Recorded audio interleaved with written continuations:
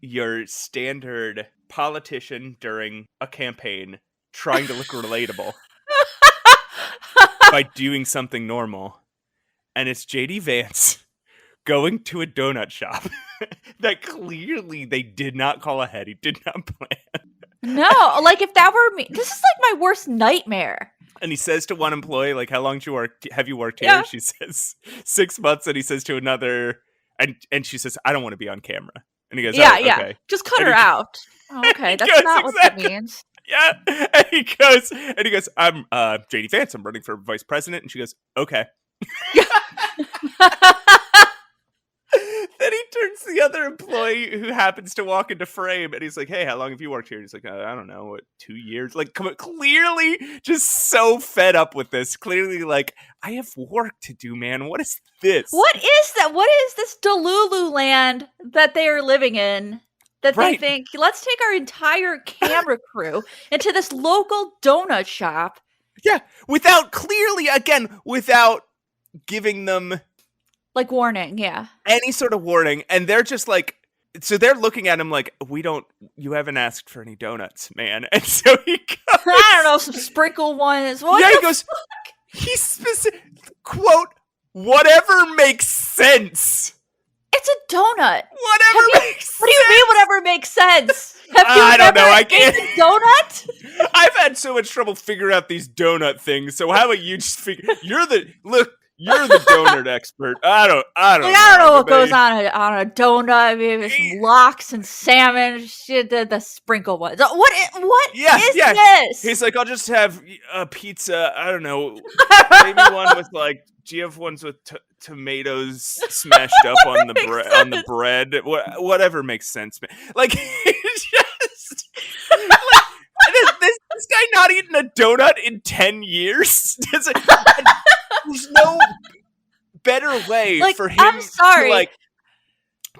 He's communicating to these employees like, I'm just gonna throw these away when we get out the door. Absolutely, he is. And like donuts haven't changed in the last 10 years. You can still get just a chocolate donut, sir. This is my worst nightmare. My worst nightmare is for somebody to drag a camera crew in unprompted and just start filming. I'd be like, sir, I have major body dysmorphia, and if you don't get the fuck out of here, I'm going to shove these donuts down your nose. You know she wanted to say, yeah, I know who you are, and you suck. I know. Like, you know that's what she meant by, I don't want to be on camera. Like, I don't want to be seen with you. Right. And he turned, this is the thing, he asked her how long she's been there, she says 6 months. She asked how long the other guy's been there, the guy says 6 months, and then he does this weird donut stuff, asks how long the place has been open, and then he turns to the first girl again and says, how long have you been here? And she says 6 months again. It's not know what he's doing. Oh no, it's not. You know how we overuse the term cringe? Yeah, this is cringe. Though. This is like 100%. What that term was made for. It is J.D. Vance trying to order donuts. And he's not showing any enthusiasm or anything. Like, no. if they are if your campaign is bringing you to a place like this, it's because they want to show people how you're relatable, how you're just like them. And what you have to do is go, oh my God, I love donuts. Oh, what's this one? Oh man, I've never seen one with blue icing or whatever. It's not that hard. No. It's not that hard. It's unbelievable. Look, I hate to get all political on this show, but look, I care about donuts. Do you know how often I eat donuts? Wait, how often do you eat donuts? Oh, probably only once a week. But still, that's once a week. That's actually a lot, though. Yeah. If you're having donuts once a week, that's kind of a lot. I just want to put that out there. I'd say I have about one donut a week. It is my... I'll be honest. The same way that I think cheese pizza is like a perfect food, I think a glazed donut is nearly perfect. Yeah. But I'll often go for but like some of my favorites are like Boston cream, strawberry frosted. Sure. The Homer. Yeah, the Homer, exactly. Yeah. I am lately, as in the past, I don't know, 5 years, I wasn't into these when I was younger, but like a double chocolate, like a chocolate donut with chocolate icing. Holy That's a shit. lot. Oh my god, that's so much chocolate. Can you guess what my favorite donut is? Also, I'm offended that he went in there and got like a cinnamon roll. I just look. I'm from the Midwest. We go to Ann Sather's and we get huge cinnamon rolls. But anyway, can you guess what is my? He was just saying he wasn't even. He didn't even. You realize he didn't even see a cinnamon donut. He was just saying things he thinks are on desserts. He's like, I don't know, cinnamon. What? A lot of glazes in here. A lot of glaze.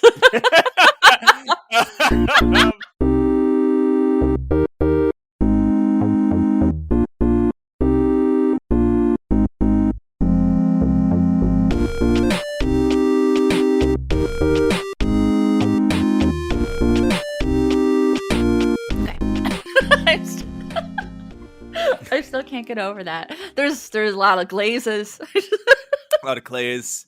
Glaze here. Cinnamon. I don't know whatever makes sense. I love it when people fail at relatability. Just the irony is not lost on me. Okay. Hey everyone, welcome back to Save Your Game. I am your host, Pushing Up Roses, and with me, as always, is the enigmatic, the great taste in donuts, Matt Aukamp. Hey everybody, I don't know. I just like whatever makes sense, really. I just like what makes. I want to go into a donut shop and just be like, just give me whatever, or even a coffee. Yeah, whatever makes sense. Whatever makes sense. I love the idea of like if somebody asks you what your favorite thing is, just getting overwhelmed right away and being, I don't know, Chris, whatever makes sense. Like if you're like on a first date and somebody's like, oh, what sort of music do you like? I don't know. Taylor, like Taylor, whatever makes sense. You're like, that's my favorite thing in the world. I need to put that in a riff or a video at some point because I think it's so funny. Just whatever makes sense. Speaking of videos, yeah. I hear you got one coming out soon. I do. I got a video done, you guys. No way. I know. I'm shocked myself. Yeah. So I finally got my Crimson Diamond video done, and I think it took a little longer just because I came back from vacation. I got sick with two completely unrelated sicknesses. Really annoying. And then my tooth hurt, and I was just all over it. But I did get it done, and I wanted to be very thorough. I wanted to try to make this as thorough as I could. Because it is, the Crimson Diamond is based on or influenced by some of my very favorite games. So when that happens, I like to reference back and forth. And I like to pick things like what you might like about this game that you didn't like about the other game. Right. And it's hard. I even say as much in the review. I don't want to compare things too heavily, but I will be using this as a reference because, there are going to be things you liked from this game that you didn't in the others, and here's why. Right. So I tried to make it really, really thorough and detailed. That's awesome. So you finished. So, I mean, clearly you finally finished the game. I did. I did as well. Woohoo, it's so good. It. Do you get this feeling though that you're like, oh man, if I wasn't a semi-professional game reviewer or I didn't have to talk about games every week, like I would have wanted to savor this thing. I would have wanted to like I don't know. I feel like I did savor it for me personally because I had been looking forward to it for so long. I had started streaming it and sharing it with my viewers. And I'm definitely late on the bandwagon. Like all the other outlets have their reviews out. And I even told Julie, I'm like, it's taking a while. I'm just trying to, I just want to make it thorough for you. I don't want to just play it and throw something out there. But I know that like a lot of mystery games, there are more than one ending. I only got 2 endings. And I did not get the best ending because I missed something very early on that I was just infuriated by. And it happened on stream too. And I knew, and as soon as I found the evidence and Nancy's inner monologue went off, she's like, oh man, I wish I knew what was in here. I'm like, you've got to be kidding me. I have opened every single cabinet except this one. Except that one. Except this one that's in our room even. I could not believe I was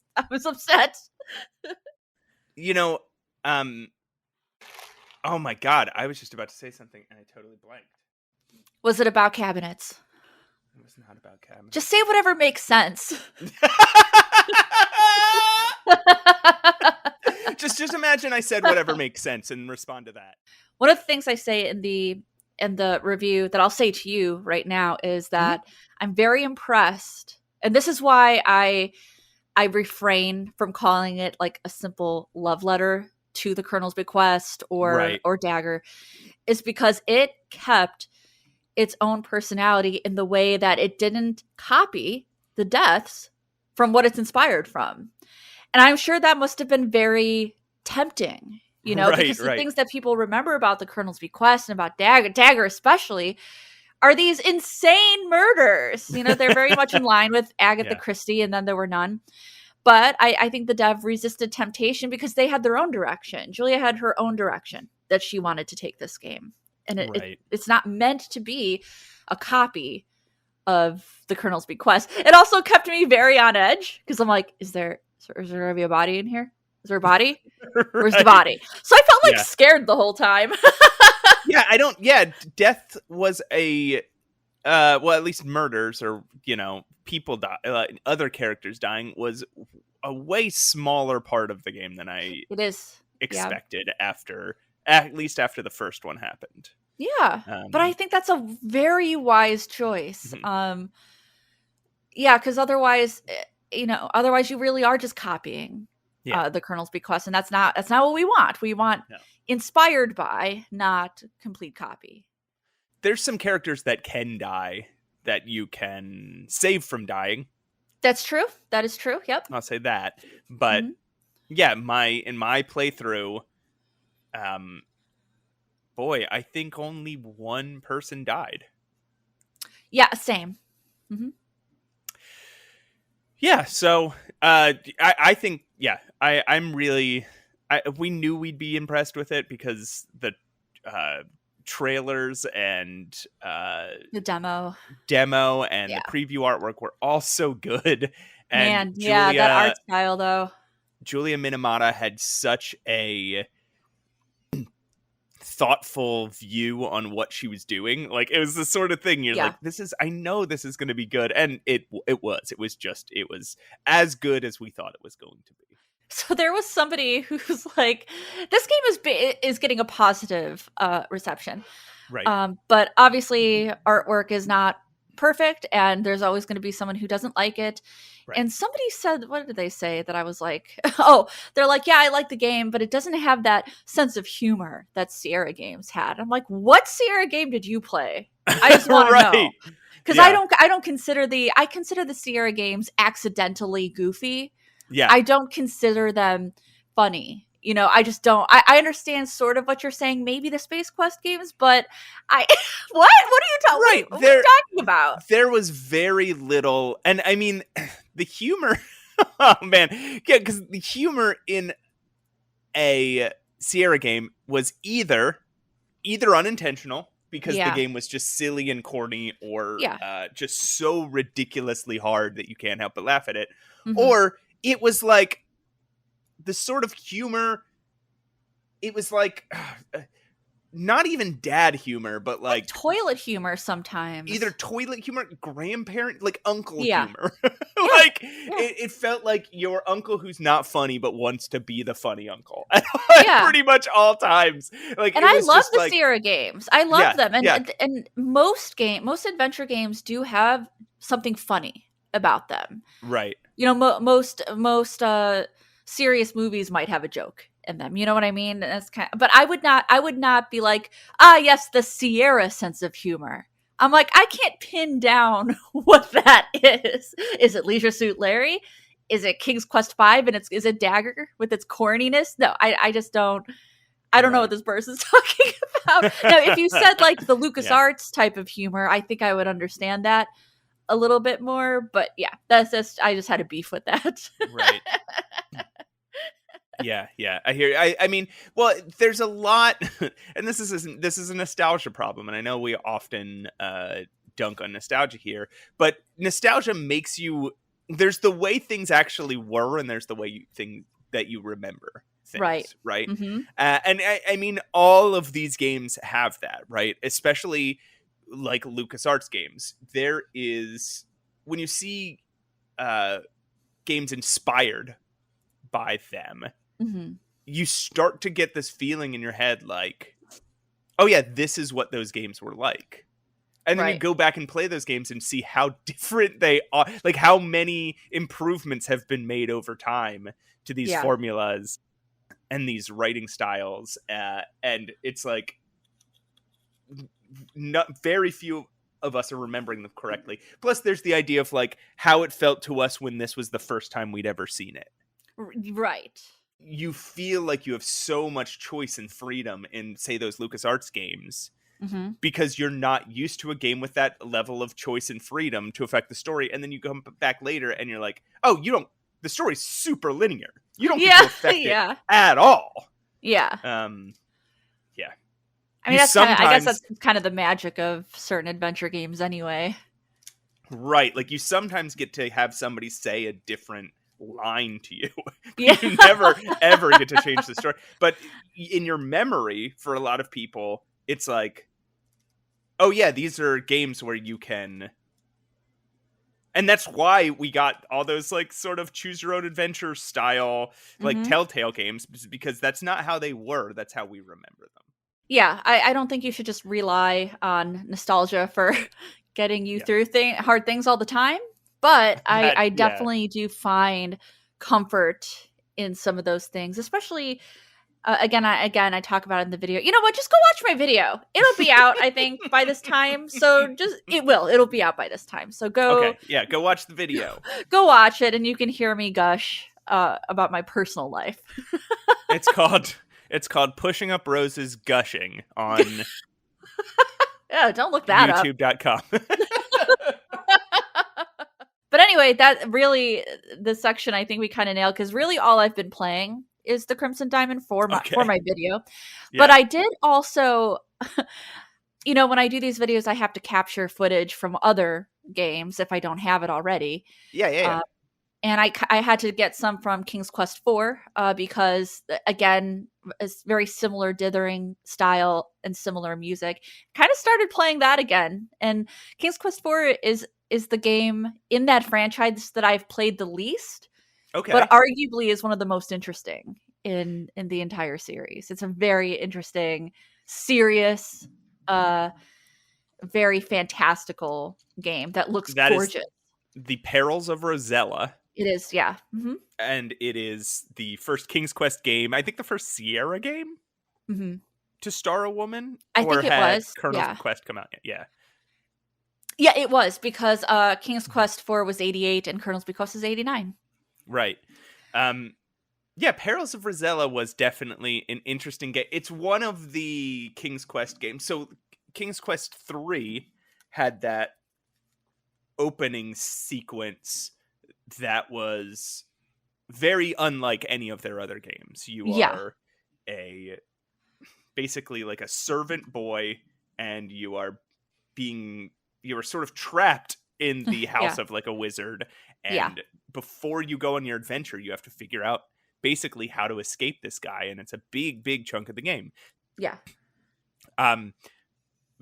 But Perils of Rosella sort of goes back to, while progressing the thing in some ways, right, by making you a woman, by the graphics get a bit of an update. Yeah. It still goes back to the formula of King's Quest 1 and 2, where you sort of go out into a grid and wander around and do absurd things to make other absurd things happen. Definitely. Although I will say, I think the tone of Perils of Rosella is way different. The stakes are very high in this game, if you know the premise of this game. The stakes are very high. The world is a more serious, to me, it's a more serious world, touched by grief and magic. I really like that game. I enjoy playing it from time to time, even though that's not one of the main ones I grew up on. The main one I grew up on was 3. which is a wild introduction to the King's Quest games. Imagine being introduced to the King's Quest games and there's no King Graham, and that's your introduction. Right. It'd be so hard to go after playing 3. If you played 3 first, it would be hard to go back to the first 2 games because they'd seem so I don't know, simplistic. Yeah, I played 3 first and then 5. So my heart was all over the damn place. Rosella has one sequence that is really interesting where you're basically just walking around a haunted house and every ghost needs something in order to move on. Yeah. I love that part. That is one of the more interesting sequences of early Sierra games. Yeah, I really liked it. I thought it was very mature. It feels like it has something to, even if the thing it has to say is a little hackneyed, right? It has something to say where so little of Sierra up to that point had anything to actually say. Yeah, it was a great step in maturing, honestly. Graphically, musically, and story, I think. So yeah, it's honestly, it should get more credit. Ever since we talked about our favorite non-adventure games last week, and I mentioned Fallout New Vegas. I have been playing so much Fallout New Vegas. Oh, wow. I have been just like, I've gotten back into it in such a big way. What happened was I watched the H Bomber Guy video on why Fallout New Vegas was such a genius game, and it just made me inspired you. Yeah, I was just like, I just want to be playing Fall. I don't want to be watching this anymore. I just want to. I just want to play Fallout New Vegas, and it's just so good. It's just such a good game.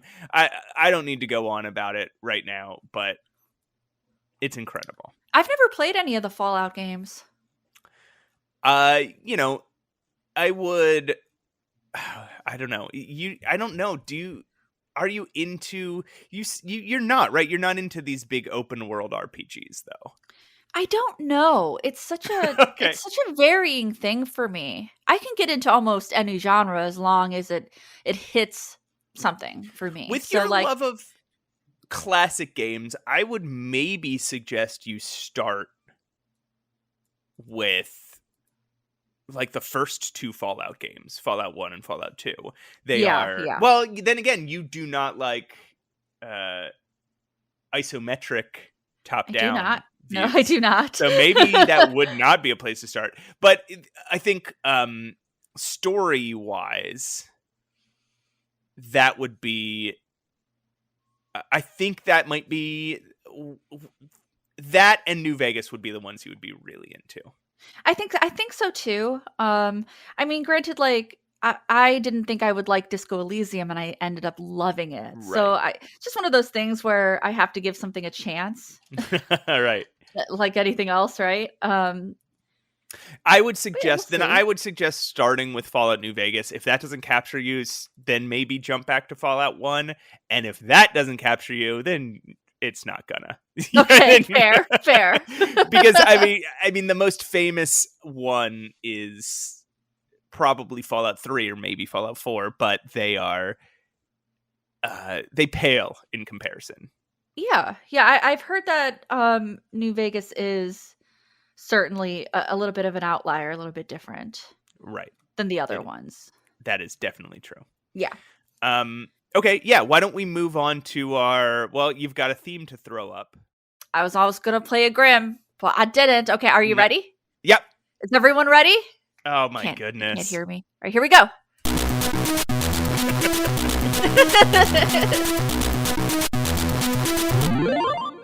PlayDate with Matt.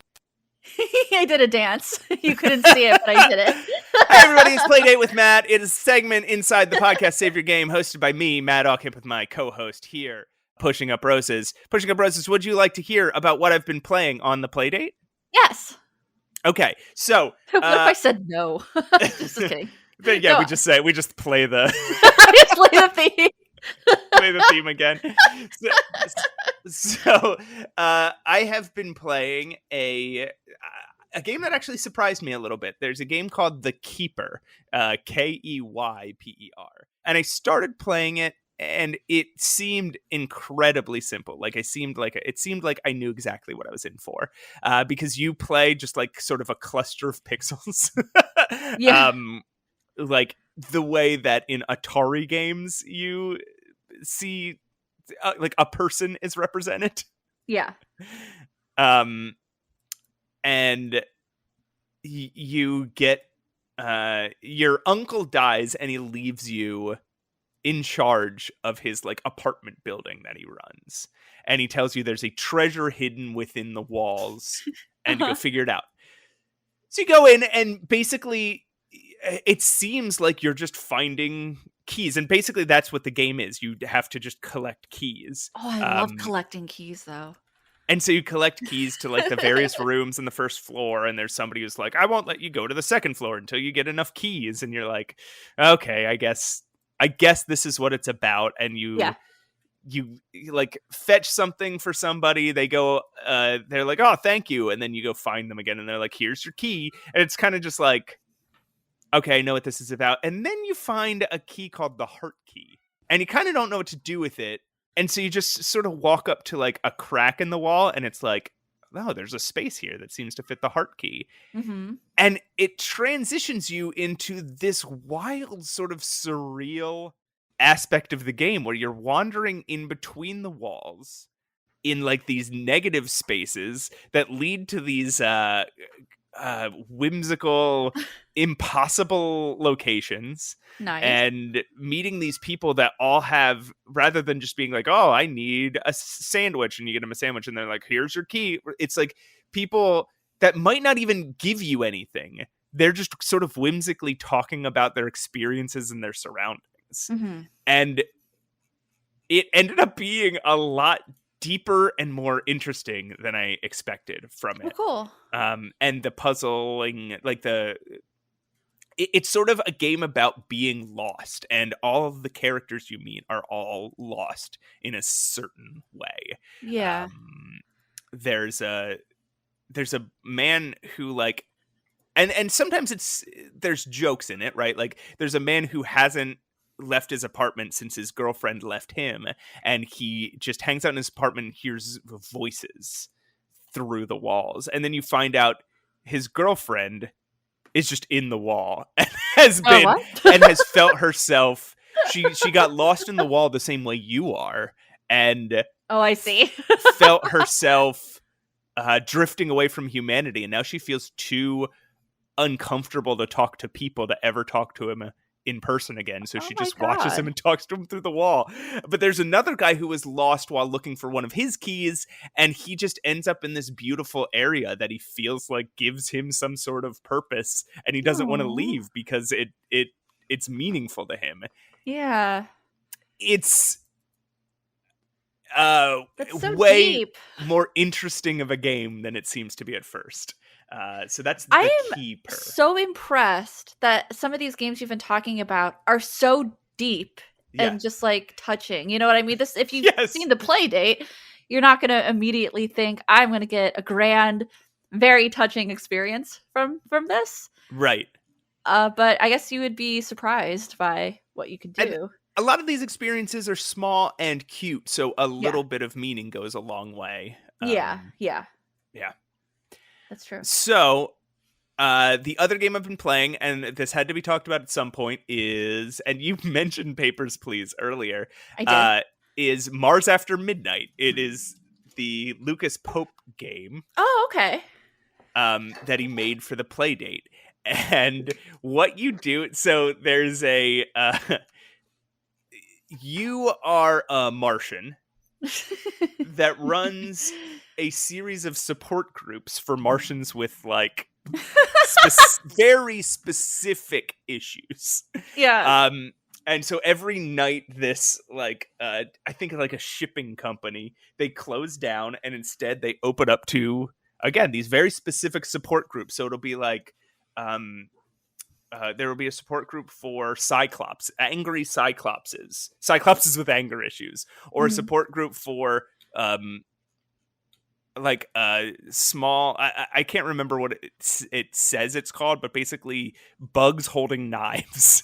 So you man the door and you use the crank to open and close. You get a knock at the door and you use the crank to open and close the shutter on the door, and you sort of evaluate if the person outside belongs in the support group or not. So the Cyclops one is a really easy tutorial, right? Yeah. Because even though these creatures are all bizarre looking, you can sort of start to try and figure out, okay, who has one eye and who doesn't. And you might be wrong, right? Like you might think something's an eye and it's not an eye because they have a very weird biology. Yeah. But you sort of, maybe you wait for them to blink or something. Yeah. And if they have one eye, you let them in, and then they'll eat a snack, and then you have to clean up the snack. So those are your two.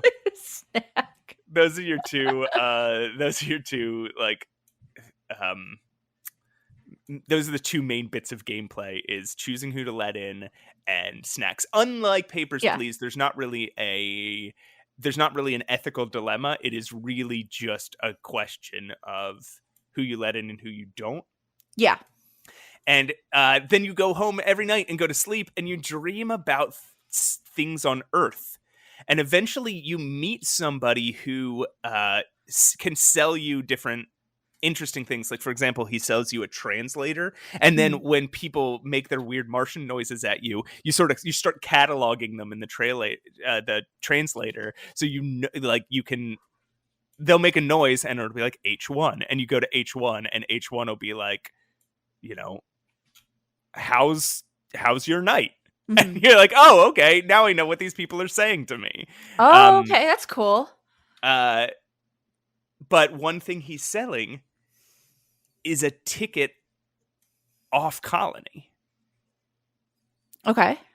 And again, every night, so you do make money based on how, if you let the right people in, if the support group helps them, and if they like the snacks, you make money. And so you're starting to think like it is an impossible goal. You make about $12 if you do it perfectly. You make about $12 per night, but the ticket off colony is $100,000. Oh my god! Right, so it's an impossible goal, but again, every night you see this guy go to sleep, and you see him dream about like the Statue of Liberty or the Easter Island heads or Stonehenge. Yeah. And you just get this like, oh, he really wants to go to Earth. That's and it's so deep. I just like it so much. It's very, and so I haven't finished it yet. I'm really interested. Like, there's some ridiculous ones, right? Like there's the bugs with knives. There's one that's like Farty Party. There's one that's like the twitchy support group or something like that. So you have a horn, and when you answer the door, you beep the horn at them, and if they don't twitch and shudder, you don't let them in. My favorite so far has been the Shy Smilers support group. So you have to open the window just like a little bit and then find their mouth and then see if they're smiling. And if they are, if you open it the rest of the way, do they keep smiling? Or do they stop smiling? And if so if you see them smiling, sounds a little creepy. Like that sounds like it'd be a jump scare. You open the window and their smile goes away, then you know they're a shy smiler and they belong in the support group. So Mars After Midnight, it's really good. I will report back when I get to an ending, because again, I know a lot of people aren't going to be able to play these Playdate games. So yeah, for sure. I feel like I can be a little more spoilery. But it's really interesting, really good. A very sweet, but less maybe morally complex follow-up to Papers, Please. Yeah, but still pretty complex. By what you're saying, if you ask me. Yes. For a Playdate game, it sounds pretty complex. Agreed. Yeah. So, all right. Why don't we get out of here and then throw up Swanky... Oh, double songs? Double songs. Back-to-back Roger that. songs? All right. Here we go. Let's do it.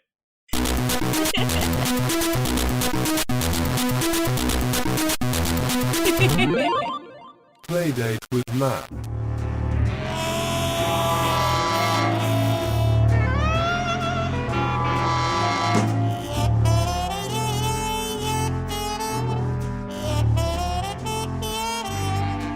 Hey everyone, welcome back to Save Your Game. I'm your host, Pushing Up Roses. With me, as always, the Playdate master. Hey, it's me. I'm Matt. I'm your other host. What are we talking about today? Today, I would like to discuss, because we've talked about this, I think, both on recording and both off recording, is dialogue trees. And when does it become too sparse and when does it become too long-winded? And the reason I kind of thought about this is because we were talking about the Crimson Diamond and we were discussing, maybe wanting more dialogue. At least I was. That's part of my review, as I was saying, maybe I want more. But then also we have these games, historically, especially in adventure games, where you start to click through, right? I think we've all done it. We've all clicked through. And I'm actually kind of wondering, and we might not have an answer to this, but it's an interesting question. Why? Why are we clicking through if the game is good, if it's telling us something interesting? What is happening where finally our brain kind of gives up and is like, I don't want to listen to this anymore. I need to click through. Right. I have some thoughts, but I don't know that I definitely don't have like an answer. I have like some speculation. Yeah, same. But that's about it. Because if you think about like reading a book, for example, some people read ahead, but I think most people don't. I think most people, even if it's narrative heavy, keep reading. Right. So that's an interesting point. So I think one element of this, and not to just jump in, but what you just said relates to what I was thinking. I think one element of this is what are we trying to get to? What's next? Is the thing? I just did something in the game. I just performed a verb. I just performed an action. I solved a puzzle or made something happen, and I have an expectation now of what that thing is going to do. If the expectation is I'm going to get dialogue, then maybe at that point I have more patience for dialogue. But if my expectation is I just opened a door in another room and then somebody walks in and makes me talk to them for even 45 seconds, I'm like, I want to get to that room. Yeah. I agree. There is like this anxiety, right? Right. Because in adventure games, you always want to get to your next goal. You want to solve the next puzzle and you want there to be some kind of reward. And if the reward is just more talking, is that a reward? I mean, maybe to some people it is. I definitely have some examples of that too. I think in some cases it is, and in some cases it's not. And the way I think that relates to a book is, what are you waiting? What are you looking forward to? I can remember, and this is a bad example now just because of who this author has become, the monster this author has become. But I remember reading the 7th Harry Potter book and loving the prose, but just wanting to know what was going to happen next and feeling like, God, I wish I could be skipping dialogue right now. I wish I could be getting the gist and clicking through, because I am so stoked to figure out what's about to happen. Right. That I'm too impatient to just read a description of whatever or listen to character building dialogue, even if it's good. And unfortunately, that horrible human whose name I won't mention is incredibly good at writing dialogue and prose, but was also set up a 7-book long payoff, right? That you're just kind of like, I want to see what's happening next. Yeah, no, that's understandable. And I also wonder, like, at what point, because you made a good point there. It doesn't matter if it's good. It doesn't matter if it's good writing. You tend to want to skip ahead. And then I start to feel kind of bad. And then I wonder, like, somebody spent time doing this. Yeah, exactly. At what point am I just like ignoring the art that this person has put in? And like, do you have anything more in general to say, or do you want to like kind of talk about some examples? Well, when you say, I think we'll probably get into this with examples. When you say it doesn't matter if it's good, I think good and bad definitely help. And there are ways to do good dialogue. There are ways to do bad dialogue. And okay. Yeah. Why don't we start to get into some specific examples? Okay. This is an interesting example of a long-winded game that I don't think I've ever skipped dialogue in. And so I'm wondering if I can cross-reference this game to see what it did right. And maybe you might agree, you might not agree. Okay. It's my favorite game of all time. It's Grim Fandango. I've never skipped dialogue. In fact, I've always sought out maybe even more dialogue with Grim. I love the dialogue trees in Grim Fandango. And they're not short. I would not call them terse. And I also wouldn't call them egregious, like something like Discworld. But they're not short. This is a narrative game. This is a mystery, a noir, and it is based on narrative and story. So it's got a lot. And I'm trying to figure it out because I am more prone to skipping if it's voiced. I don't know if you feel. I bet you feel the same way. Do you feel more prone to skipping? Right. Yeah, because my reading pace usually outstrips the voice acting pace. Right. But I have never skipped dialogue in Grim. I love it always. And I wonder if it has anything to do with Grim Fandango is one of those games where I really feel that it's voiced so naturally for a fantasy game. Like, I believe that Manny Calavera is this real character, and this is how he talks naturally. So when I'm doing like a video, for example, when I'm narrating, right, I am using a different voice. I might be talking slower. Or I might be projecting more, but I really do feel like conversationally, Manny Calavera makes sense, and the other characters too as well. And maybe it's also a funny game. Maybe that has something to do with it. Right. I was going to say also Sam and Max is a very long-winded game. Yes. And I do skip dialogue in Sam and Max now. Yeah. But I've definitely gone through playthroughs of Sam and Max where I didn't skip any dialogue, because the voice acting is so good. Yeah. And the dialogue is funny. And here's one thing. There's a lot. I think there's a lot that go into these answers. But one thing that I think contributes to Grim and to Sam and Max is that there is just so much character in each line. Yeah. Every line could only be said by that person in that scenario. I feel that way about Grim. In fact, I might feel that way about the majority of LucasArts games. Agreed. LucasArts does incredible dialogue. I can't think of a LucasArts game where I'm just like, ugh, and clicking my way through. Yeah. And I think if I had to guess, there's a thing in screenwriting and writing of all kinds, right? Where after you write the thing, you go through and you look at every line. And every single line, you ask yourself, like, does this either advance the plot or reveal something about the character? And if not, it should probably go.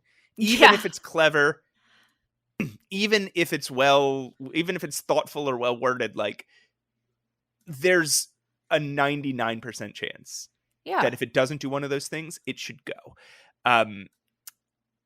And I think a lot of times people writing video games don't do that. They don't stop and think that through.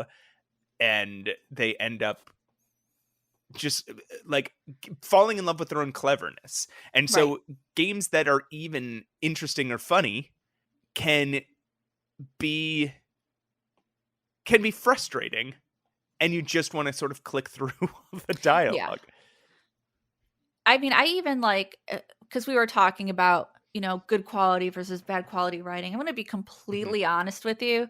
Mm-hmm. I had a hard time sitting through Disco Elysium.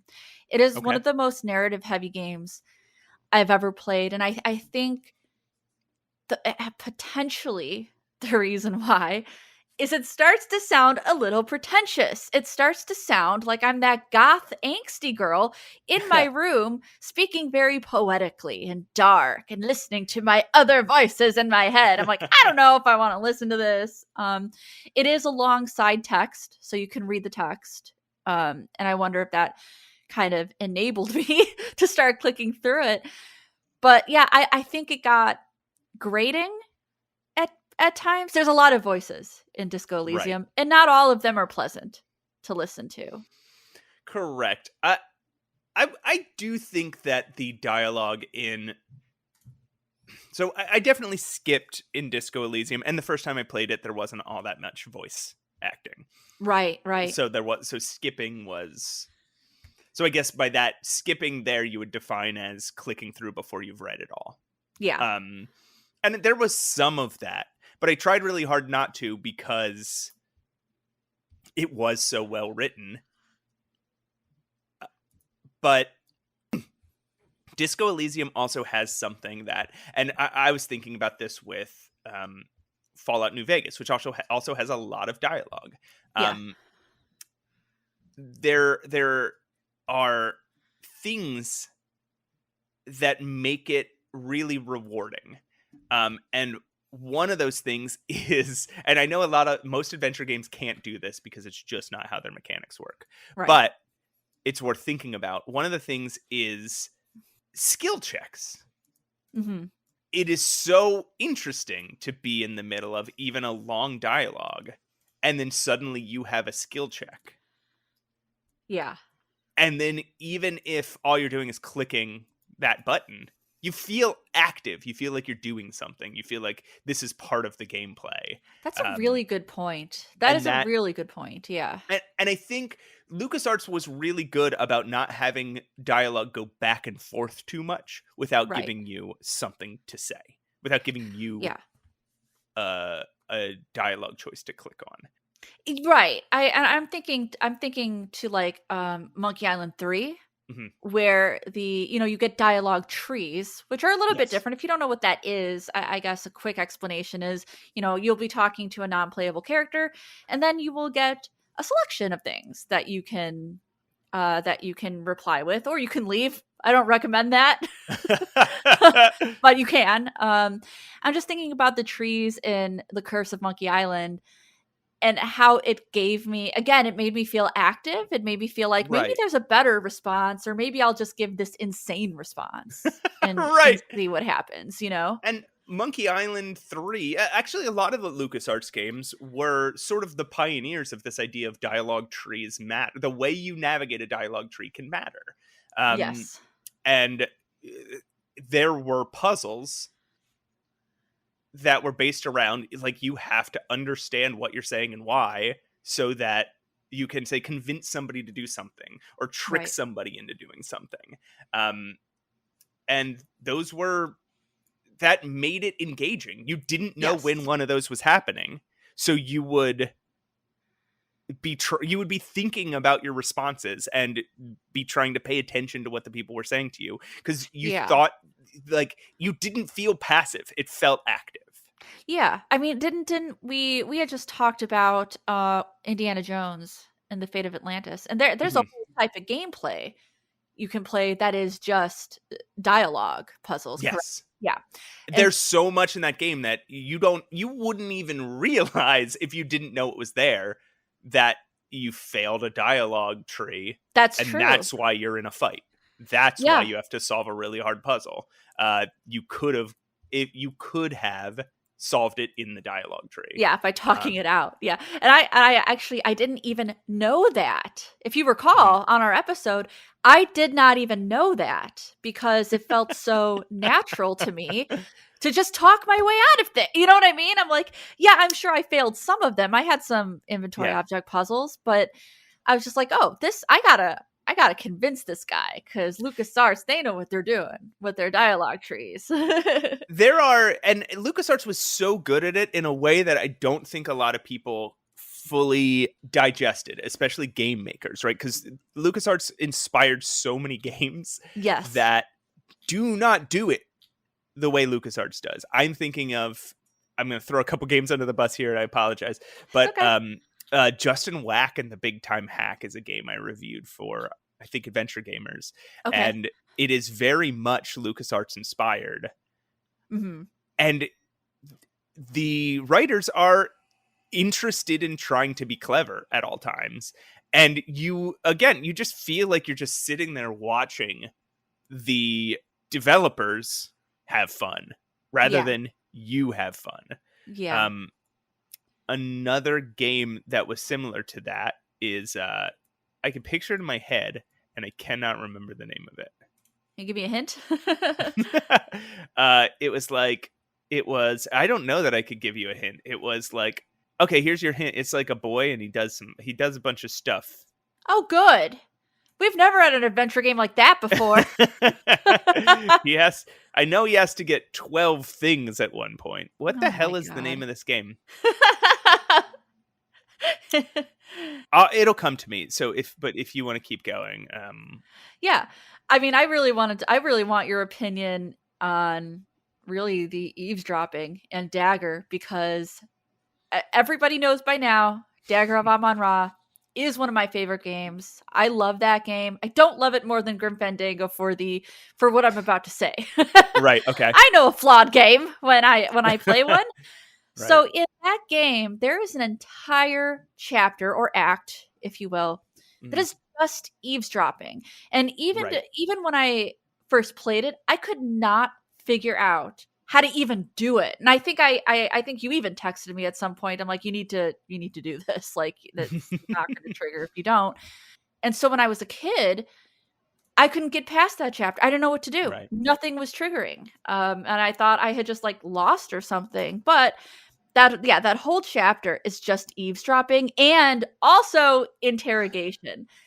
And so that game goes very hard on dialogue. Not only is the eavesdropping so long-winded, you kind of wonder if it's even necessary at that point, or if this could have been culled a little bit.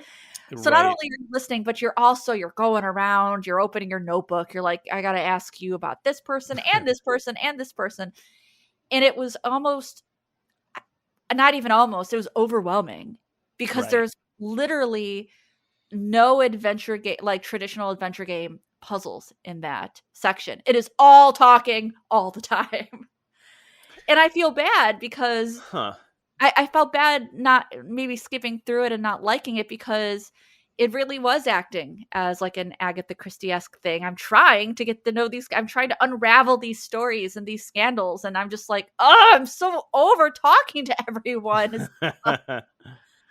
Yeah, that's interesting. I don't remember feeling, I think I was so involved in trying to solve the mystery at that point. Yeah. That I don't know. Well, for you, it was your first playthrough too, so maybe you were trying to pay attention to it. But now if I go back to it, I'm just like, God damn. So yeah, I thought of, and that's part of that problem of if you're not active in it, if you are just watching or listening, it can be really hard, even if the dialogue's good, to feel engaged. So I was thinking about when earlier the game that I couldn't remember was Willy Morgan and the Curse of Bone Town. These fucking titles, I swear to God. I'm also thinking of The Adventure of the Black Hawk. The Adventures of the Black Hawk from earlier this year. Where they're games that are really trying to get The Legend of Skye is maybe another one, right? Where they're games that are clearly inspired by LucasArts, but it's like they remembered LucasArts being clever and witty, but didn't remember how breezy that dialogue is, how much you just sort of fly through it, and how much it is not the writers making jokes. It is the characters making jokes, which is a very important distinction. Yes, it is. Yes, it is. Right. And for what it's worth, with you saying that, I do think in Dagger that it is the characters talking. Right. It just feels like compounding. I'm just like, I can't. This is so much information. And you know, the voice acting in Dagger is something to be desired. It's pretty bad. I don't think I can listen to the countess more than 2 minutes before I'm just like, oh my god, her voice is driving me insane. I was skipping dialogue. I skipped probably every line of dialogue in that game after once I read it, I would click because I didn't want to sit there and listen to it. Oh, she's horrible. So the voice acting was all of the voice acting. Yeah, like all of it, with maybe exception of Laura Bow herself and the narrator. I actually thought the narrator was quite good. So I was thinking about another game, whether I liked it or not, or if I ever skipped, and it was King's Quest V. And so let's put 5 and 6 together a little bit. Did you ever feel compelled to skip in that game? In 5, 100% of the time. Just constantly. I hated the writing in 5. I hated the artistic style, and everything about 5 I dislike. Okay, fair. I love that game, but as I play through 5, I almost feel like it is designed to give me a headache. Between the voice acting, the set, like everything about it just rubs me the wrong way, and I don't know that I could accurately explain why the art does that to me, because it's not that different from other Sierra art. It's not. It's very much in line with Gabriel Knight. I have a feeling somebody's going to write in with some really technical answer and be like, well, actually, King's Quest V is the only game that used this level of sharpness or whatever. Or they expanded the palette and then like something like that. But like, I don't know what it is, but that game, I'm like pulling up screenshots now, and there's just something about it that when even compared to Gabriel Knight, even compared to King's Quest 6, just I don't. Yeah, I did have a point. I did have a point. Okay, here. But anyway, so yeah, I got lost in that. But King's Quest V constantly. King's Quest 6, yes, because I think King's Quest 6 is a little long-winded. It is, yeah. But I skipped much less. I skipped very few times in those games, and I wonder if it's because of the inclusion of the narrator. I wonder if I somehow appreciate a narrator. I can't decide. I can't decide, because like we were just talking about in books, like sometimes we'll skip a random description, right? Because it's like, why is it giving me this? Especially if it's like fucking Ernest Hemingway or like the Great or like F. Scott Fitzgerald, where he's describing every single fold, you know, in a curtain. You know, I get a little eager to skip ahead that way. But there's something I really liked about the narrators in 5 and 6. I don't quite know what it is. I think it's because it was making me feel like I was reading a fairy tale, which makes sense because the King's Quest games are based on fairy tale and fantasy and nursery rhyme.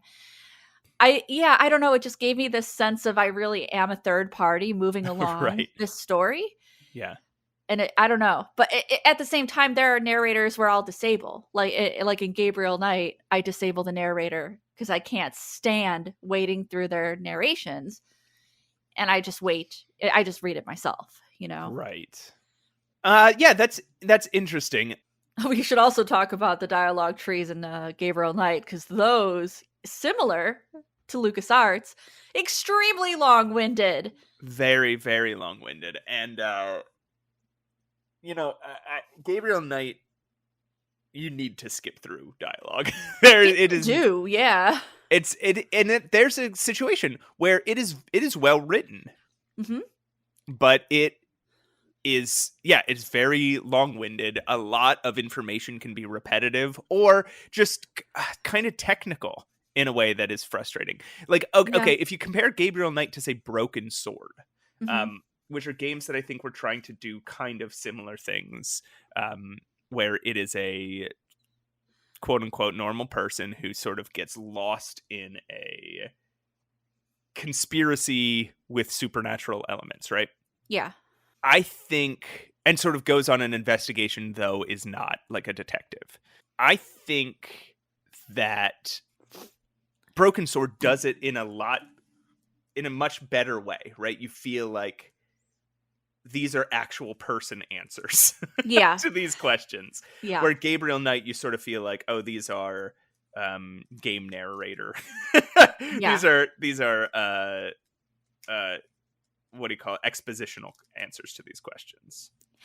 Another kind of like unfortunate thing about Sins of the Fathers is that like so many good actors voice acting poorly.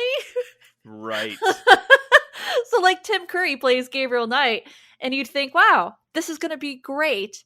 And I don't get me wrong, I like Gabriel Knight because it is well written. Right. But what is that voice acting? What is that? It's so bizarre. Yeah. It's so bizarre because who was the director that was like, okay, I need you to give that to me again, but like lean way harder into it. Yeah. I want you to say that. I want you to say that line again, but say it like you are an extra in Roger Rabbit. Oh God. And you're like, who hires Tim Curry, super Englishman extraordinaire, to do your Louisiana Southern accent? I'm sorry, man. I know he's an actor. He's a very good actor. I don't know if this was the right role. I blame the director, right? Because I don't know. I mean, who knows? Maybe they tried and Tim Curry just could not give a convincing Louisiana accent. I would expect that of Tim Curry. Yeah. Because he's not from Louisiana. But some of those line deliveries, like on everybody, are so unnatural. Yeah. That it just feels as if I wonder if it has anything to do with the Sierra devs were so used to the voice actors in their games being non-actors, being people from just like around the studio and giving such bad line readings that they sort of like it sort of became a style in their minds. And so the director was like, oh, no. When we do video games, we do it bad. So can you do that again, but bad? I mean, there was a little bit of a style choice there with some of those Sierra games. Like, they had to know a little bit what they were doing, right? With kind of this campy You nature. would have to. You have to. They heard everything the same as we did. There's no way they listened to that and thought, oh, this sounds great. This sounds natural. It's very natural. And I don't know if it's because, you know, I found Phantasmagoria difficult too because things were so unnatural. The editing made it even worse. It was so spoken so unnaturally. The conversations made no sense. And I wonder if at that point, devs were like, oh, that's just the style. That's the style that we're going for here. That's kind of what I'm saying. Yeah. Did they just like think that, like, I don't know. Did they think that's what people enjoyed? Did they think that that was a specific style? Did they think, or was it like cynical in a way? Right. Like, right. Oh, no, I think that too. Like these are video games. We can't like, don't actually act. I was kind of thinking that too. Like, were they really just trying to differentiate the medium so much that maybe they felt it shouldn't be as natural as a movie or a book or something, you know? There were, unlike LucasArts, right, where a lot of the people, pretty much everyone that worked there, seemed dedicated to game making. And almost all LucasArts employees went on to continue making games. A lot of Sierra employees went on to either retire or go into other mediums or just become regular computer programmers in non-creative mediums. And so I wonder if there's more cynicism to Sierra than we think. And, you know, when they look back on it, seeing the impact they made. Yeah. they give interviews and they're like, oh yeah, we really cared about this stuff. Yeah. But at the time, was that true? Or was it just, did they think they were milking money out of kids and idiots? Right? Yeah. And so on some level, was it like, oh, the way that sometimes there's bad cartoon acting, or sometimes like there's rushed bad art in a bad comic book. Yeah. And you get the sense that it's cynical, that it's like the people making it or directing it or whatever are just like, oh, we just got to shit this out because kids will eat it up. Yeah. And we'll make a fucking ton of money. And if Right. the more time we spend on it, the less money we make. Right. And I wonder if there was an element of that. And this is going to be sacrilegious to some people hearing this, but I wonder if there's an element of that in Sierra, right? Of cynicism. Of cynicism, right? Yeah. Yeah. And if they did not have the passion for games at the time that we give them the credit of Sure. having, because again, Even if it's like a lot of those unconscious people, cynicism, right? Yeah. If they're like, even if they're like, oh, that's good enough. Yeah. And clearly there were people on these teams that were passionate about things because there's a lot of interesting stuff that was happening in Sierra. Of course, yeah. Some of my favorite games are Sierra games, hands down. But there is a lot of choices that just would not make that there's always been choices in every Sierra game that do not make sense from a creative standpoint. No, I agree. you have to ask yourself, why would that choice have possibly been made? I agree. Yeah. And again, when you look at it, a lot of those people were not lifelong video game developers. Yes. So yeah, I agree. I definitely agree. I forgot where I was going with this. Sorry, I suddenly brought up Gabriel Knight and this. You were just saying that the voice acting was, why would you get these great actors? I don't know. I think at least to Gabriel Knight's credit, I really do think they were trying to do something good with that one versus maybe Dagger that was more cheeky and campy, and even certainly more than Phantasmagoria, which was, I mean, you can't make Phantasmagoria and not realize what you're making, which is a very corny B movie. But I think to Gabriel Knight's credit, I really do think they were really trying to make something quite serious. And it's a very well written game. It's very good. But like we said, the dialogue is very long winded, and not only is it long winded, it keeps getting added to. Like so like the more you, which like part of me kind of likes that because it's like it's a new thing I discovered. It's kind of like a puzzle I solved. You know what I mean? So like I'll go back to the detective that we're working with in that game, and suddenly there's a new dialogue option, and that makes me feel kind of good because that means I did something right. I unlocked something. But it also means, oh God, look at this huge dialogue tree. Yeah. And I do want to say, I do think that like there was a lot of passion and serious artistry going on in Gabriel Knight. I'm just saying that it's possible that not everybody involved in these games was on the same page in terms of that. But yeah, it's interesting because it's the same thing. This is, I think, why I compared it to Broken Sword. Is this the Broken Sword? You can ask everybody about every inventory object. Oh God. And so it's that same sort of thing where it's like it just keeps growing and growing and growing. Yeah. Just overwhelming. Like there comes a point where there's so much dialogue and like so much inventory that I give up because I don't know if I've made a mistake. I mean, and that's more of an old school adventure game problem. I don't feel that way in modern adventure games.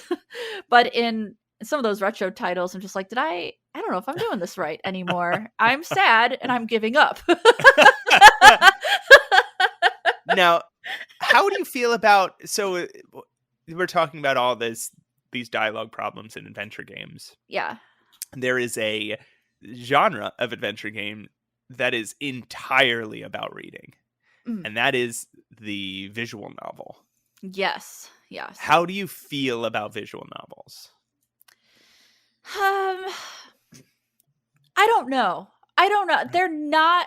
I do like them. They're not my go-to. They're not my favorite. I don't seek them out unless I'm getting a lot of suggestions or people might think it's up my alley. It's actually the same way I feel about books, I think.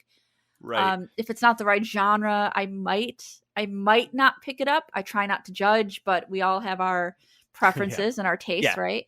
It would be ridiculous to try and just read everything everybody suggested to you. Exactly. Yeah, exactly. Like my time is precious and I need to spend it wisely because death comes for us all. You know what I'm saying? Not me. Not Matt, though. He's Not me, immortal. actually. Yeah, it's a Okay. weird thing. Yeah. My doctor confirmed. I had a doctor's appointment earlier this week, and they were like, "Oh, you're still not going to die ever." And I was like, Cool. "Oh, Can cool." I see your chart? Yeah, all it says on it is never going to die. Never gonna die. That's It's amazing, Matt. very strong. The healthiest man I've ever seen. Never going to die. Is what they there wasn't categories for that, so they just like had to cross out all the other stuff. So like when I die, what are you gonna do with the podcast? Am I gonna like come back as a ghost and just keep trucking? Well, by then AI technology will have gone. Oh boy. All right, moving on. Yeah, so I think there are definitely like the two visual novels I've spent the most time with are the Danganronpa games. Mm-hmm. Yeah, those are very popular. And the Ace Attorney games. Yeah. Which, both very, very, very popular. Both very well written. Yeah. And the Danganronpa games particularly are incredibly like exciting and suspenseful. Yes. And the Ace Attorney games are very funny. You're right. I think I find myself clicking through the Ace Attorney games more often. Is that because there is a mystery solving element to it? And I'm just excited to get to the mystery solving? Yeah. Maybe. Yeah. I mean, like, because the star of the show in an Ace Attorney game is the trial. Yeah. And so anytime you're just like doing interviews and going around and investigating, it's not interesting enough to feel like, for you to not feel like, I just want to get to the trial. Like, right. the trials are so good. Yeah. But Ace Attorney is written in such a way, and so is Danganronpa, but in that sort of anime-ish way. Ace Attorney is written in that way that like it's very character-driven dialogue. Mm-hmm. So I don't know. I don't know what the deal is there. Maybe in visual novels, there's just like there can be a case of just like no matter how good it is. I also feel like overdose. visual novels are certainly my least played. So I'm not against them. Obviously, I'm not. I don't want to gatekeep any kind of adventure game, but I'm against them. I'm I anti them. I will protest outside of any developer making a. These shouldn't happen. Yeah, just me and my little sign. Yeah. It is my least played, and I think it's definitely maybe because a lot of visual novels are on that more anime side.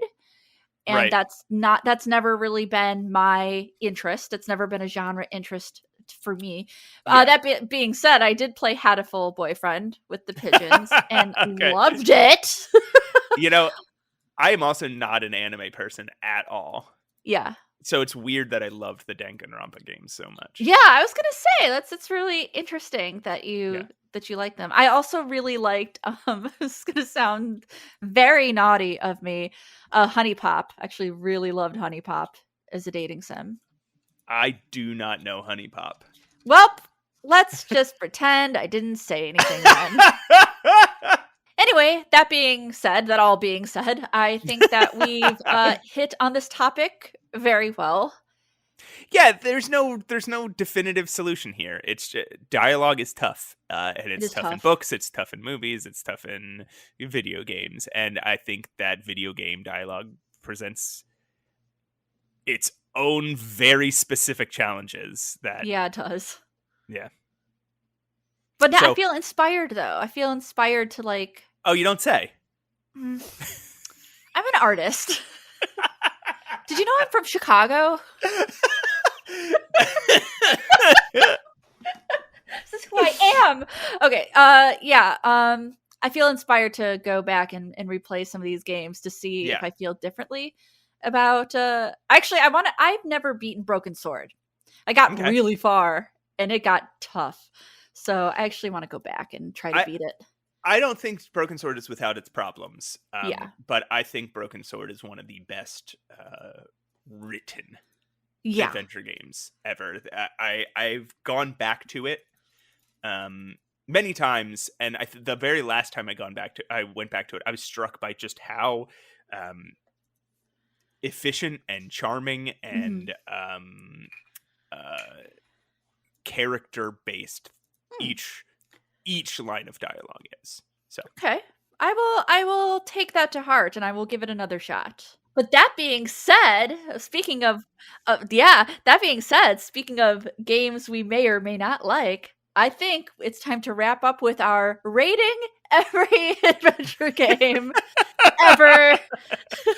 I'm ready for these titles. Come on, throw them love at the me. segment. Again, if anyone we should throw up with Swanky Maximino and then come back and do it. But again, if anybody wants to make us a short theme song for this segment that we don't even have a name for, please do, because it really it deserves one at this point. It deserves one, yeah. All right. You know what I'm gonna do? Now that we have this segment, I think I'm gonna make a change, an executive change. Oh no! Right here. I think before we get into rating, I'm going to say our goodbyes, give out a little bit of information. We'll put on Swanky Maxes, and then we can just have a natural transition out.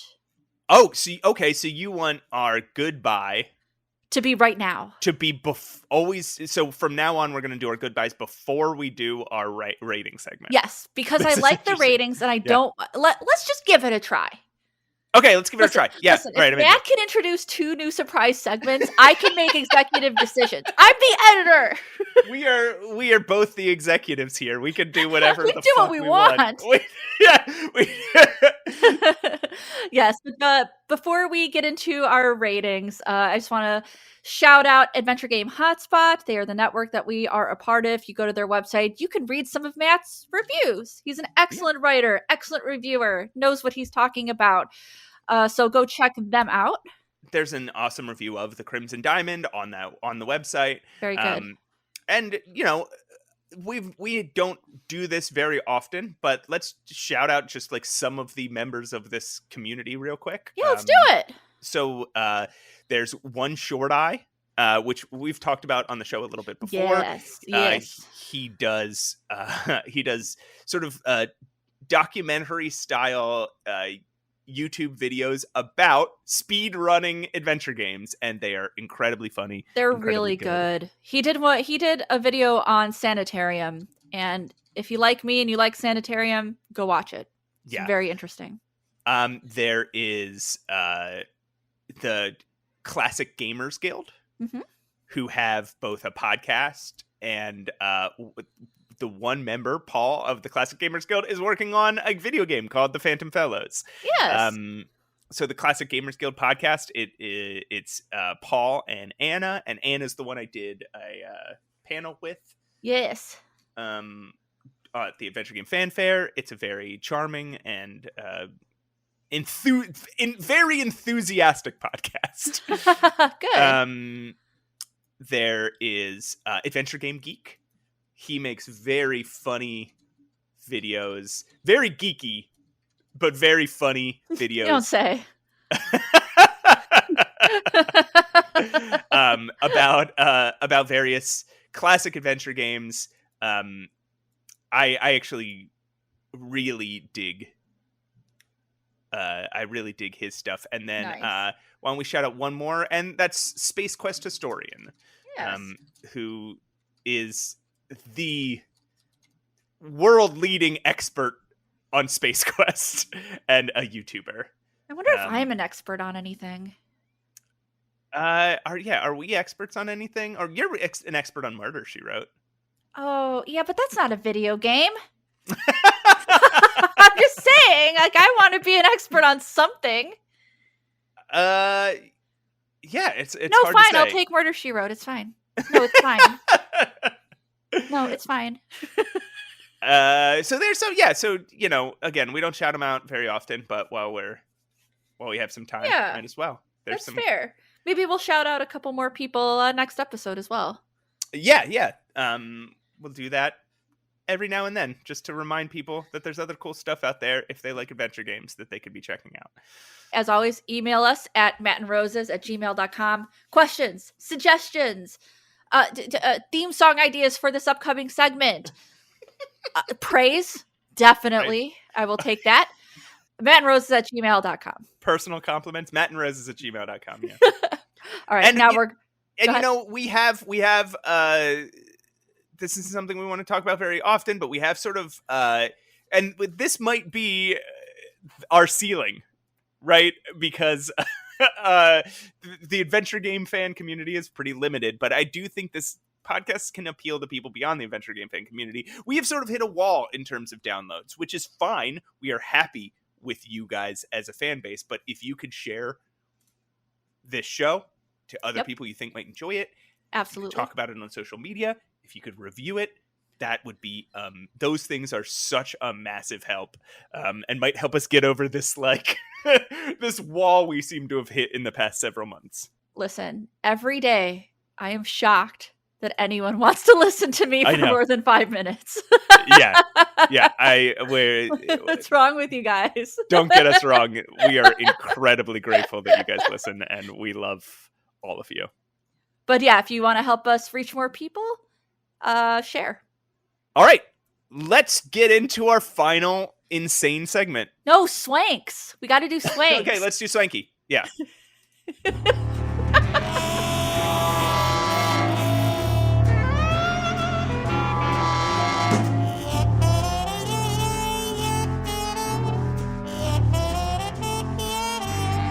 All right, we're back, and we are going to rate every adventure game ever.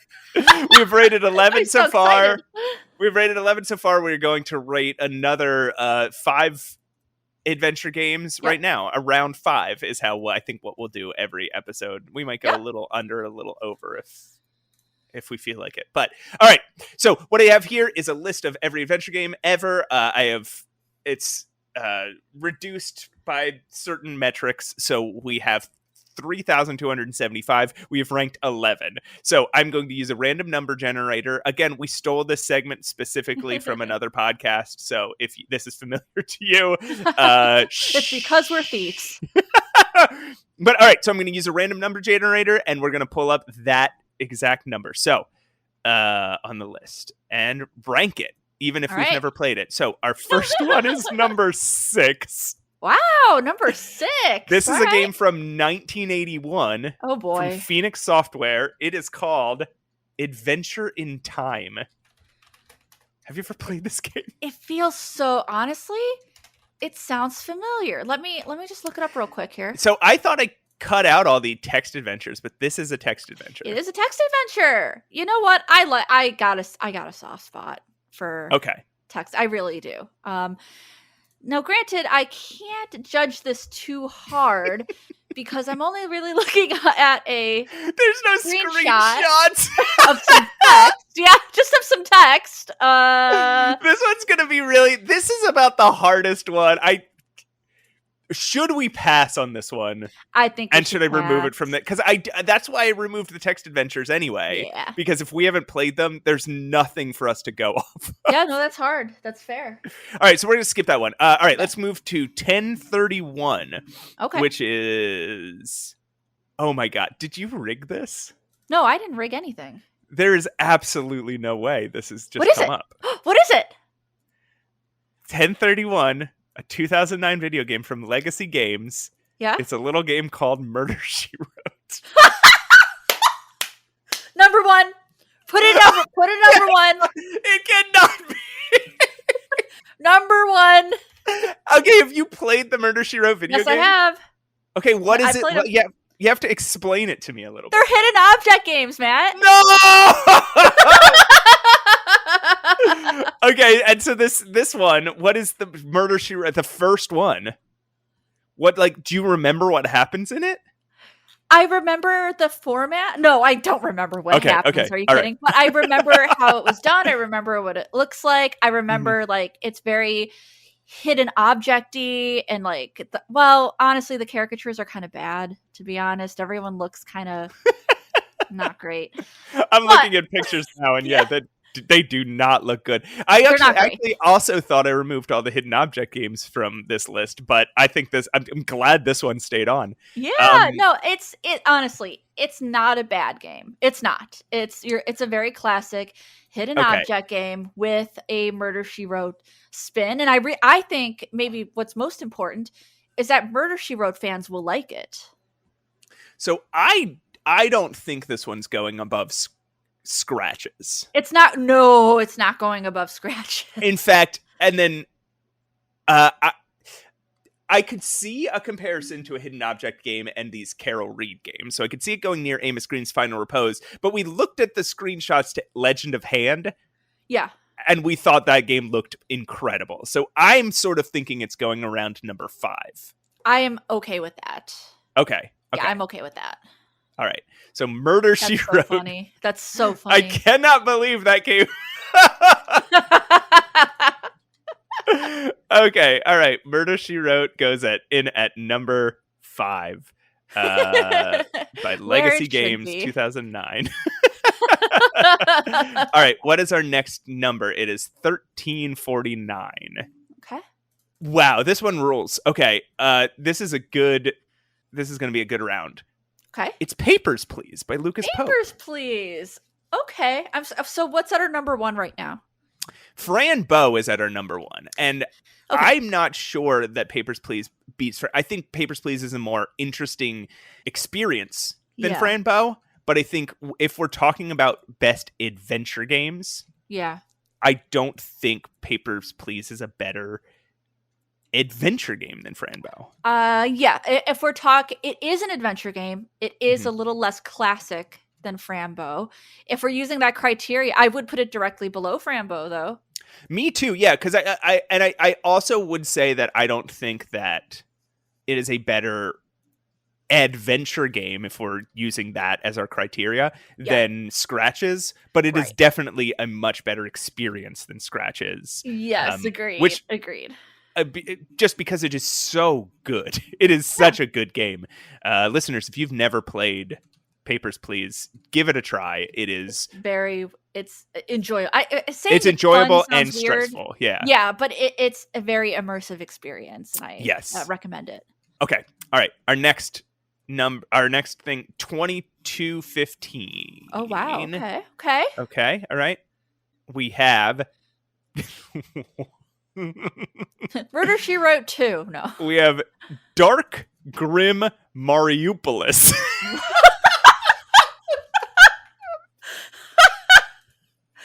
I'm sorry. What now? Dark Grim Mariupolis. Sorry. Did you? I must have cut out because you definitely heard what I said. It's Dark Grim Mariupolis. Yeah, Dark. Okay. Title aside, this actually looks kind of cute. Dark Grim Mariupolis. It's only 70 cents on Steam. It kind of looks cute. It's a 1-bit game. It's a 1-bit game. Well, I don't know if there's 3D in it, but it looks 1-bit because it only has 2 colors. It looks really cool. It's got very positive reviews. Not many reviews, but a lot of positive reviews. I don't know. It looks a little charming, don't you think? It looks a little noir. It looks a little, but I can't tell what you're actually doing in it. No, I can't either. There's a lot of walking left and right, and there is a there's something in the trailer where you are like, it seems like you're typing in a document. Okay. Well, one of the reviews says it is a good point and click adventure branch of its own. Interesting theme and dialogue. Talking about the puzzles though. Dark Grim Mariupolis. On Metacritic, it has 2 reviews. One from the Xbox Hub and one from Xbox Live, and they are both very bad. But it seems like their problems with it are just that it looks old. So that's not going to deter me and you. No, it honestly, it looks more like an artistic experience, which I'm totally fine with, but it's definitely going to go a little bit lower. Yeah, I think this is going to go. I think this is. I'm looking somewhere. I'm looking like above a late. I'm thinking above Krabat and the Sorbian King and Elena Displaced Reality, because it looks like it's doing something interesting. And that's sort of our I think Krabat and Elena is sort of our wall of mediocrity. Yeah. Right? That is the point where games that are just fine go. And so I think games that might be bad but are interesting go slightly above it, and games that are bad, just bad, go below it. Yeah, I agree with that. I think Krabat and Elena are our that's our wall. Okay. That's our point of reference. Okay, next up, 481. Dropping all the way down. We're all over the map, this one. Yeah. Okay, we came super close to a very good game, but instead we have Byzantine the Betrayal by Discovery Channel Multimedia. Honestly, I know what this is. Hang on. Oh my god, really? I gotta make sure. So Byzantine the Betrayal is an FMV game. Oh yeah, this thing. Ugh. Honestly, I do know what this is. 360-degree photorealistic and live acted FMV. Yes. It is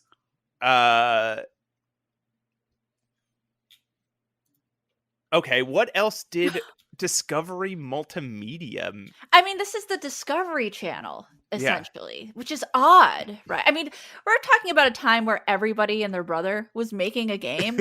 Yeah. It's hard for me to place this. Yeah, here's some of the other games made by Discovery Channel Multimedia. Pirates Captain's Quest. We have Big Job. Which is like a children's learn about having a job. We have Carrier Fortress at Sea, Nile Passage to Egypt, which looks very much in the vein of this Byzantine You know what game. though? I'm like kind of remembering this. I found this on Home of the Underdogs back in the day. Right. And it did intrigue me. And all of the comments are saying, I loved this game. This is a great game. I wish it was re-released. It might be kind of like one of those great hidden gems like the Black Dahlia, which hasn't been re-released. Maybe we should play this. It might be tough because it is going to be like a Windows 95. Yeah, this is going to be one of those games where half the game is trying to figure out how to play it on your computer. Yeah, it's one of the, like I said, it's like the Black Dahlia. It's a great game. Impossible to play. Even on original hardware. So I want to put this above Amos Green because it goes high. It goes way beyond Amos Green in terms of quality and story and detail. Okay, but it is a Discovery Channel game. Well, okay, I would argue. And I'm open to putting it above Amos Green, but I'd argue it could go right below Amos Green because we played a Carol Reed game. We both played some Carol Reed in between episodes. We didn't talk about it last episode, but we played some Carol Reed and both really, really enjoyed them. And maybe we would really enjoy this. I think I would. I think I'd be super into this. But I think there is an interesting design philosophy around the Carol Reed games, and clearly a passion in the Carol Reed games, where something about a Discovery Channel multimedia game released in 1997 feels a little cash grabby to me. So I also think it probably looks good, but I would say it goes right below Amos Green. All right. If you still argue for it to be above, I will be happy to put it above. Listen. Can we put it next to and decide at a later time? Oh my god. I really think this is going to be a good game. I really do. Okay, here's what I'm going to do. I'll put it yeah, okay, we'll have 2 number 5s. Okay. Or sorry, 2 number 4s and then no number 5. Yay! Okay. Right. All right. I guess this one's so this is our last game yet. Yep. 1684. You know, so Byzantine the Betrayal was right next to Broken Sword 2, Smoking Mirror. Nuts. 1648. Oh, sorry, 1684. Okay. Oh no. That's not a good reaction at all. It's Minecraft story mode.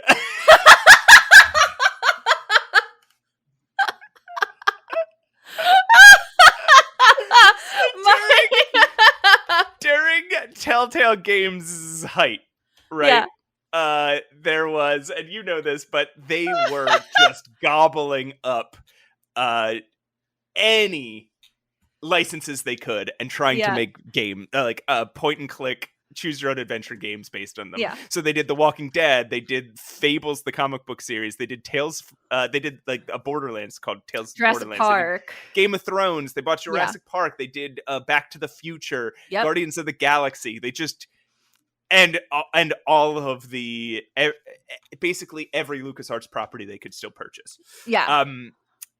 And one of them was Minecraft. I'm gonna put this kind of low, you guys. Yeah, I think so. I think this is talk about a cash grab. Yeah, this is a cash grab. Absolutely. This is at the height of Minecraft, of Minecraft's popularity. This is the sort of shit that got Telltale bankrupted. Yes. Right? Yeah. Mm-hmm. So I'm gonna say it's above Blue Force. Yes, many things are. I think it's above Blue Force because I can't put this below a Jim Walls game, but I would say it's below. I think it's below our mediocre wall. Because I'm sure this game is better than mediocre, but I also, again, it's a cash grab and it is, you know, the death of Telltale almost killed adventure games again, right? Like, and it was because of this. It was because of these licensed fucking property things that they were just trying to like rake in as much money as possible, and they got themselves in too deep, and they stopped paying attention to quality and their own ability to make games. Yeah. So no, I'm with you. So do you agree with that below mediocrity wall? Yes. Okay, so our list right now as we exit is Fran Bow, number 1, best adventure game of all time. Number 2, Papers, Please. Number 3, Scratches. Number 4, and number 4, Amos Green's Final Repose, the Carol Reed game, and Byzantine the Betrayal by Discovery Channel.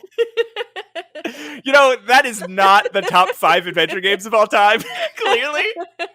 But those are 5 games I would play. Like, we've gotten to 5, like a top 5 that I'd be like, if somebody was like, you have to play all 5 of these games right now, I'd be like, okay, cool. Yeah, for sure. All right, next, Murder, She Wrote. Legend of the Hand. Hell, a cyberpunk thriller. Dark Grim Mariupolis.